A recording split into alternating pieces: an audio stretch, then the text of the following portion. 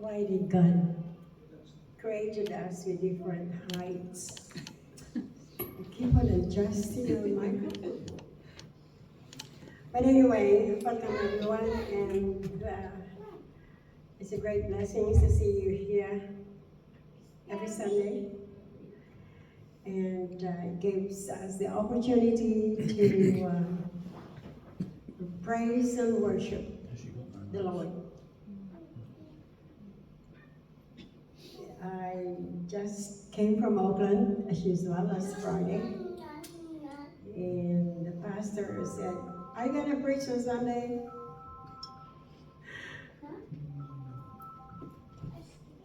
I love the music. But anyway, brothers and sisters, it's a great opportunity to be talking to be delivering to you the word of the Father. So let us pray.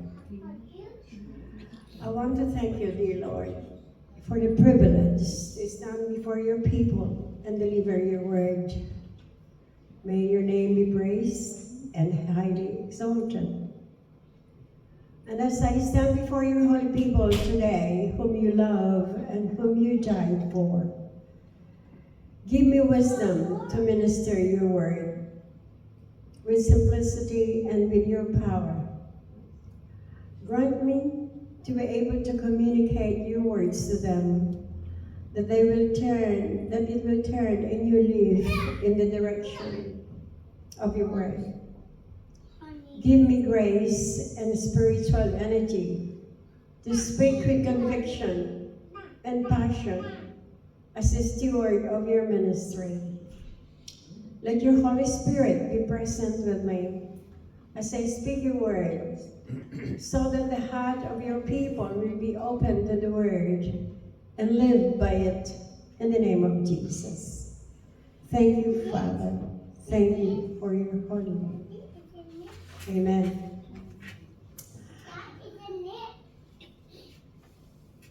So, all of us know the template of prayer.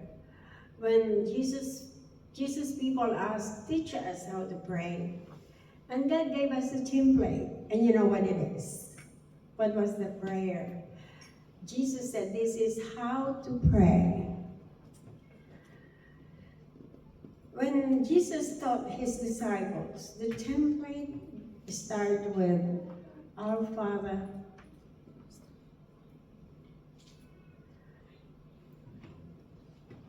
Hello, Anne. Hi. Come in. Hi.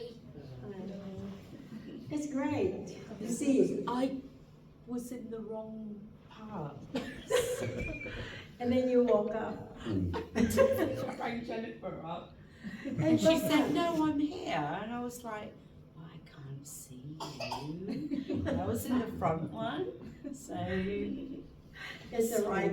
God knows where to take you. Welcome. And we are now on the word of God to tell. I mean, this word come from Him, and we're going to share with you. So we have prayed that may this what they call it, sermon. Yes, I'm talking about. I will be talking to you about the template of prayer that Jesus gave to His people before He left. When the disciples asked Him, "Could you teach us how to pray?" So He gave them a template, how to pray, although this is a great prayer. And also, we must know that in the Bible, there are hidden meanings of some scripture. And as we go maturely reading the Bible, the Holy Spirit opens our mind on the meaning of it. Last time, I think I mentioned to you about the part when the prayer said, "Give us this day our daily bread." We're not asking for our daily food. We're asking, what is bread? Our sister Jennifer talked about when we take the bread during communion. What is bread? Bread sustains us, isn't it? And the sustaining that we're asking, "Give us today our daily bread," is the bread that will sustain us in our living on this earth and dealing with people, in helping people giving forgiveness, giving compassion, giving love. Those are our daily bread as Christians. So if you will take a look at the same plate, if we're going to recite it now, our Father, who art in heaven, holy be your name, hallowed be your name. Your kingdom come, your will be done as it is in heaven. Give us today our daily bread, and forgive us our sins, as we forgive those who sin against us. Do not lead us to the test, but deliver us from evil. For the kingdom, the power,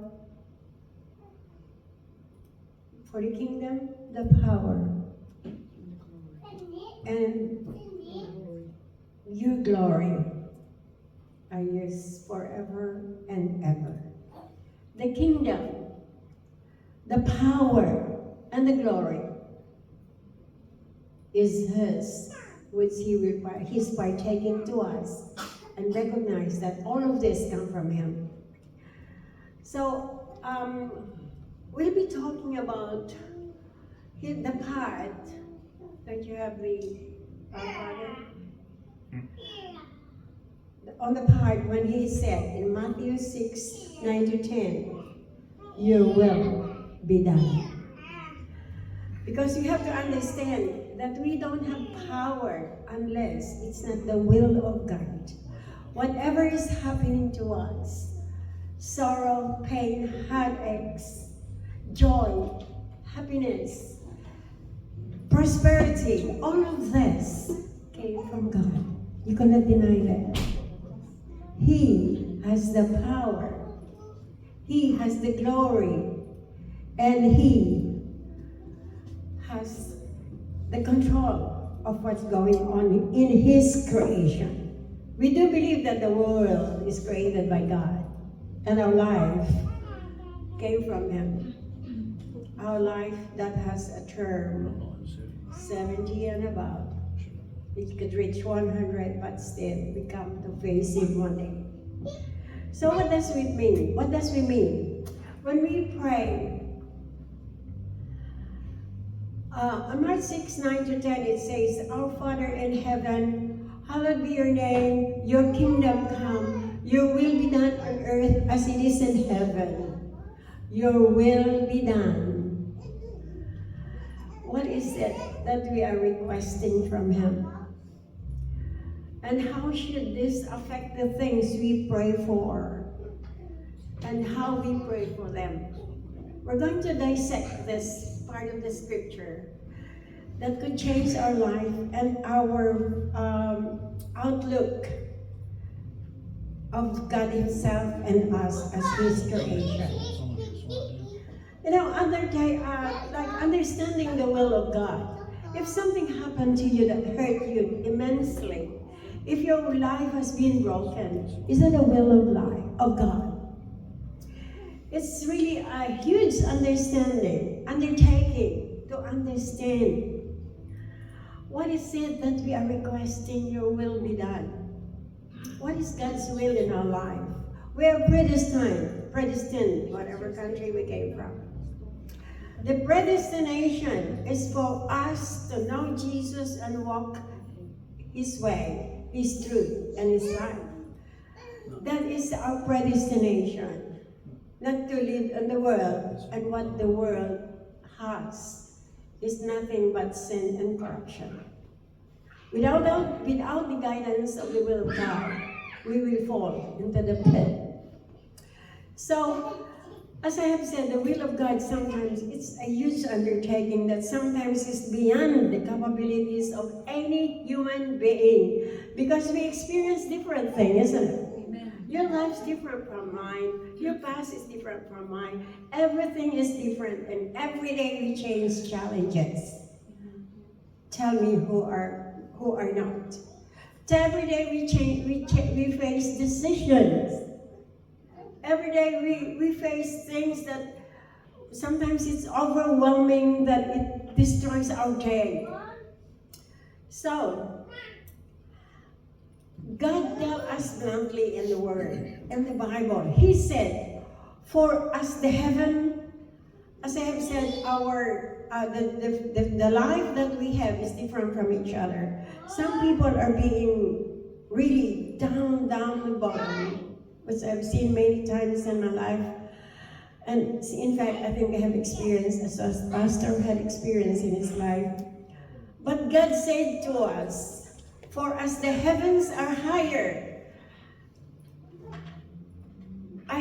than the earth, so are my ways higher than your ways, and my thought higher than your thought. Isaiah 55:9. So sometimes you ask, Lord, why me? Why is it? Why? Is this your will? What is the will of God? You know why? The will of God is for our good. He said, for my plan is for your good, for your future. But we don't understand that because we are overwhelmed with what is happening in our lives. We're overwhelmed by the world. War there, war here, betrayal here, pain there, death here, left and right. And then I said, is that your will, oh God? Yeah.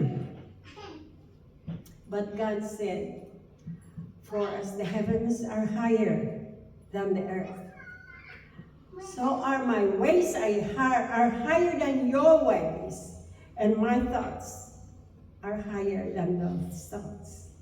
We'll dissect that, because I know you have a question. Well, if God's will for us is good, how come I'm experiencing this? How come I'm in this dilemma? I know His thought is higher. Why? There's one thing, with your faith, there's a hope, because God gave us that, but we're going to dissect that.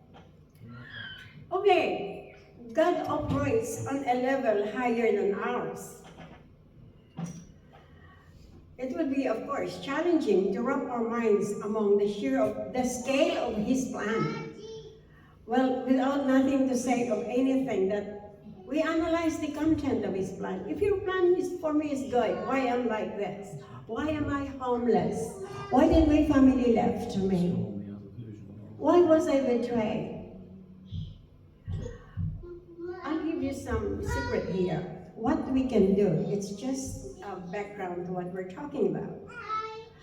What we can do, though, is let's examine the will of God in a slightly more bite-sized, because it's overwhelming. You know, when you eat a whole pizza, you don't eat it that way, the whole pizza itself. We eat it bite-sized, isn't it? Or if I give you a big bread, you eat it bite-sized. If we try to bite the plan of God in a big portion, we cannot understand it. So let's dissect it slowly and bite-sized. What God wants to happen. What God wants to happen in my life. That's number one. The next is what God allows to happen. First is the will and allows. And then what God will absolutely make happen. Right? So God, why did God allow this? What God wants to happen. And why did He allow it to happen? And why? And what will He make to happen? Right? So we will take a closer look at this category. My sermon is only 4 pages, so it's not too long. But I want it to be concise, and I pray to the Lord that it will come into your mind, that it will change you somehow. And it will be better equipped to wrap our minds around what exactly the will of God covers. Okay, so number one is what God wants to happen. God, are you going to destroy me? God, do you hate me? Why is this happening? Well, God reveals what He wants to happen through His precepts, through His word. That is His commandment and instructions about how He expects us to live. Why is this happening? God says, how do you want to live? Are you expecting a marshmallow life? Bed of roses with no thorns? What really,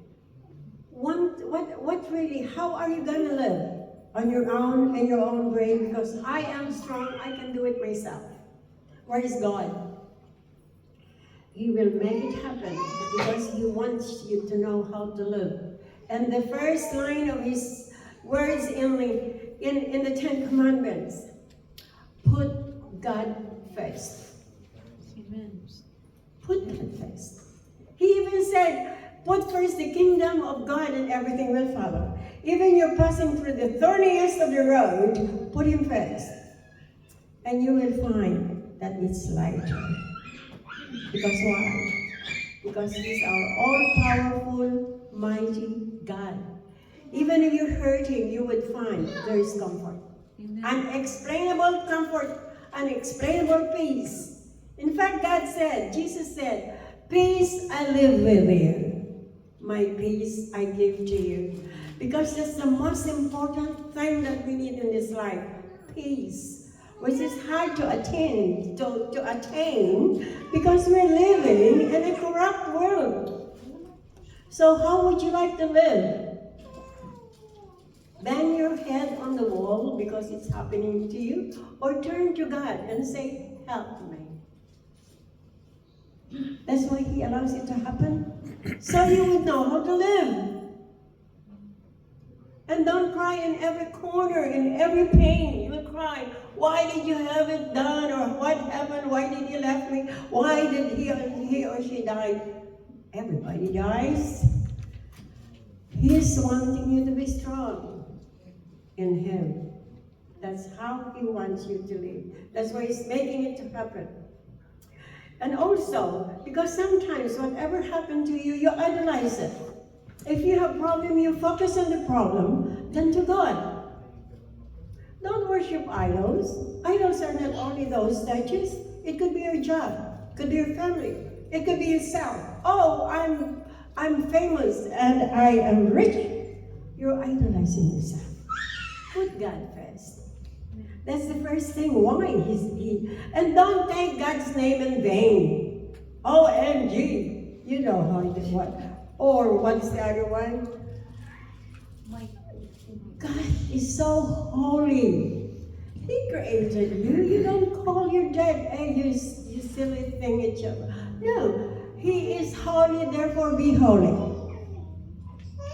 Don't take God's name in vain. Honor your parents. Respect the life of everybody. Everyone is sacred. Life is sacred. Marriage is sacred. Relationship is sacred. Treat marriage or treat anything that God has blessed you with. These are all sacred. Other people's, in the Ten Commandments, other people's property is sacred because God gave it to them. So don't take what is not yours. Be honest. Stop wishing you had your neighbor. You had what your neighbor has. Hang on, I'll take my water. Thank you.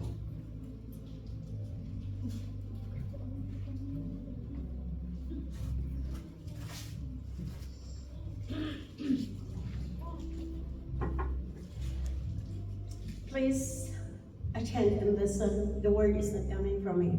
It's all for us. Because I am not, how do you call it, excused into these things, but God is really talking to us at this moment. So that's it. Because God in the New Testament, even Jesus said that and summarized those word of God into, you shall love you shall love the Lord with all your hearts, with all your soul, and with all your mind. So we don't idolize anything. We do as we have to do, but we are not putting them first before God. Right? So when we ask truly, God will be to done if we are ignoring the will, or what if we are ignoring what God wants from us. The first thing why He made it happen is because He wants us to love Him and to love our neighbors as in the first 2 commandments. As you love yourself. That's actually telling us to do those things, and as we obey, we bring ourselves into alignment with the life He wants us to live. He aligns us. Even something wrong happened, putting Him first aligns us. This is the way to go. Put God first. And when we pray, Thy will be done. Part of what we are asking is for God to help us follow the commandments, which He has laid for us in the Bible. Everything is in the Bible. So, we can truly ask for God's will to be done if we are ignoring this. That's the first one. That's why He allows things to happen to us, because He wants us to live His way. Putting Him first. Now, the next one is, what did God allow us to happen? What God allows to happen? Well, it's obvious in the 10 Commandments that He wants us to do, which can be ignored. And this time, why it happened? Because He gave us freedom. He tells us not to murder people. He tells us not to lie. He tells us to do His will by obeying Him. But He doesn't force us to obey Him. But He said, obey. But then He still gave us the free will. Because God chose to give us free will. It's still your decision. You might ask advice, or you might read things, or you might... the bottom line is, you have the freedom to choose. But because God chose to give us free will, He also gave us the ability to disregard His instruction. He permits us to disobey. Take a look. Why did it happen to you? There is ultimately a penalty for disobedience. But He still gives us a choice. For example, those that we say, once saved, always saved. I believe that because God does not take out His promise. He gives to us, okay, you're saved. But some people, what if he became a murderer or the worst criminal and he's still saved? The save, how do you call it? The umbrella of salvation is still here. You chose to get out of it. But it's still there. You could come back anytime. In other words, you follow your free will. But if you won't come back, then it's still there. The salvation is here, and you chose to get out of it. It's your choice. But there's a consequence. Disobedience always has a consequence. So, it's your choice. So, what God allows to happen? Why? As the nation, for example, God's permissive will was always allowing something that contradicted His word, His will. There is that's just like what happened to the kingdom of Judah. But we will talk to that about that in another. But on the other hand, He also give you a supernatural prevention from doing it. If your mind is always led by putting God first, when you are tempted or things are happening in your life that you don't like, there's still most often some supernatural prevention that happens. How many times have your car not started when you are going to church? Anything that prevents you from doing something, and then because there was a accident in the front of you.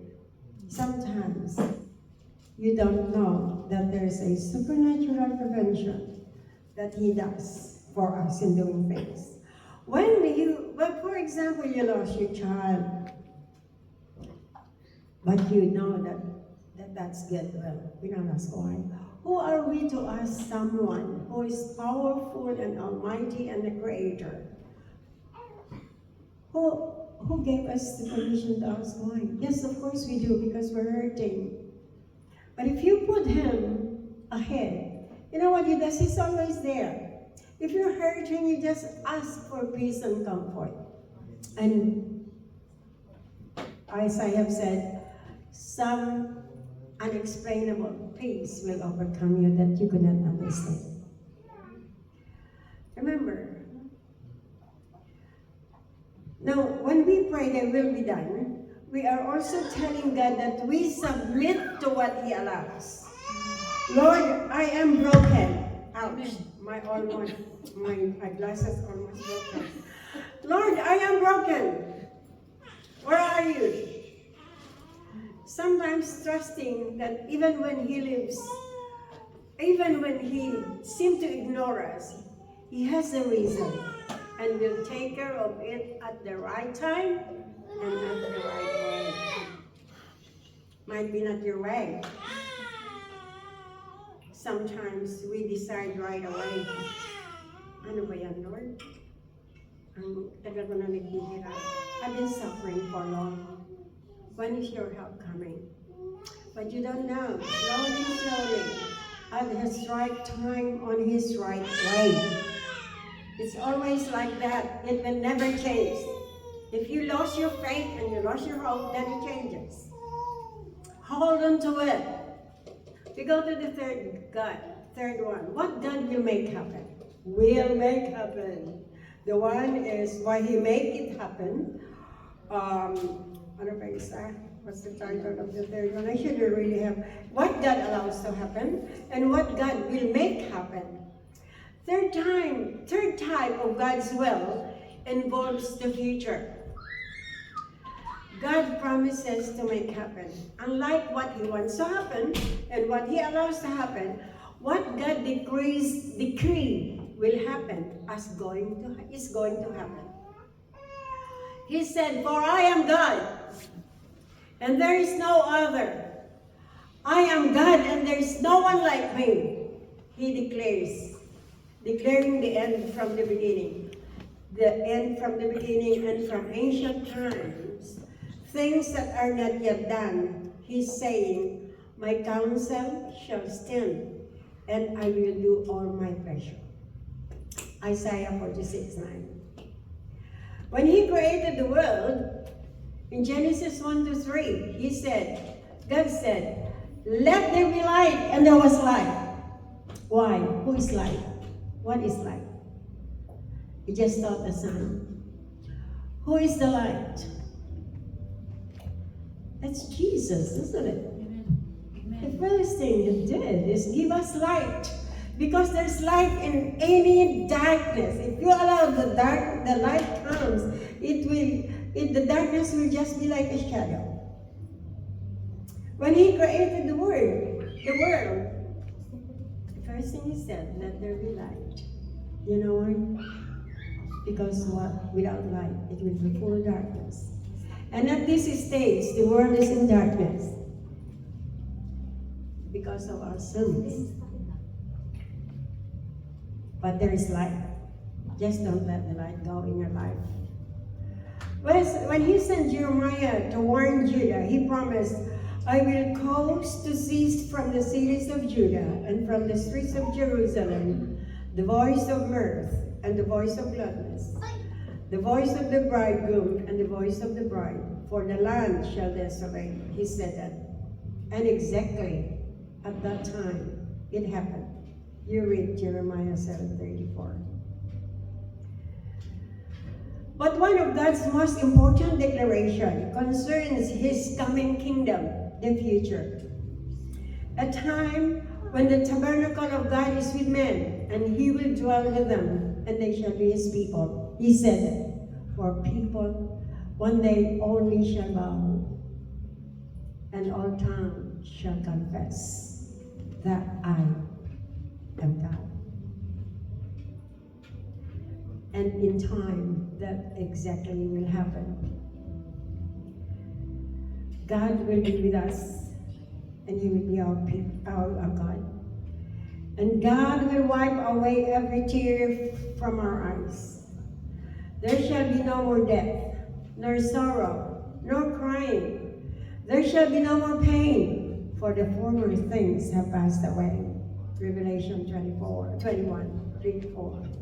So when we pray, thy will be done, we are also asking God, to all His pleasure, to do the things He has promised to do. When we pray, thy will be done, we are also asking God to do all His pleasure, to do the things He has promised us. And He will never forsake you, nor leave you. It's why we pray, the kingdom come. Thy will be done on earth as it is in heaven. Because the promise of heaven is salvation and eternal life. We want a kingdom established here. Established where a king will reign in righteousness and prince will rule with justice. Where the evil of this present world are ended once and for all, just as God promised. It's coming. And when we say, not my will, but yours will be done. Remember, when the time for His crucifixion was coming near, Jesus went looking forward to the, he said in His prayer in Gethsemane, take the cup. Because He knows what's going to happen to His physical body. Amen. Take the cup, but your will be done. So whatever pain He knows that is coming to Him, He said, Father, in Luke 22:42, if it is your will, take this cup away from me. Nevertheless, not my will, but yours be done. He wasn't looking forward to the incredible pain and suffering He was about to experience. He prayed. When you are facing dilemma, or you are in a dilemma, pray. Pray. And it's a good and important to let your request be made known to God. Philippians 4:6. Give good things to those who ask. What it says? Let your request be made known to God. Philippians 4:6. Pray. He wants to hear from us. And He loves to give good things to those who ask Him. How can He answer you if you don't ask? How can He give if you don't request? Matthew 7:11. He gave good things to those who ask. But when Christ told His disciples to pray, He told them also to include in their prayer, thy will be done. So we don't need to pray the exact word. We need to come to God with the mindset, understanding, and knowledge that our will might conflict with God's will. So we might pray for immediate healing, and God might allow death.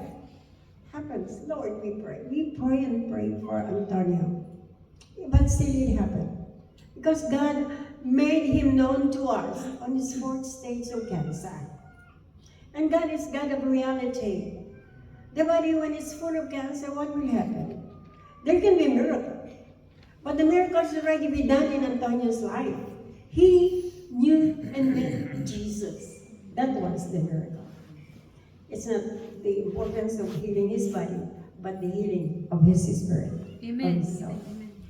So, when we pray, even if we ask something to happen immediately, it might not be done right away, but it will happen. We might pray for peace now, and then God might allow restless night. We might pray for swift and fast intervention, and God might allow a painful trial to continue. These moments are hard. Accept that. It is hard. This is the time when our faith wins. Oh well. They test the faith and it stays your trust in God. But Jesus set the example for us. Not my will, but yours be done.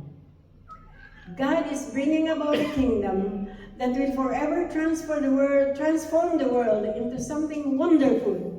And even though we might not understand yet everything He chooses to do and to allow along the way, our job is to trust Him.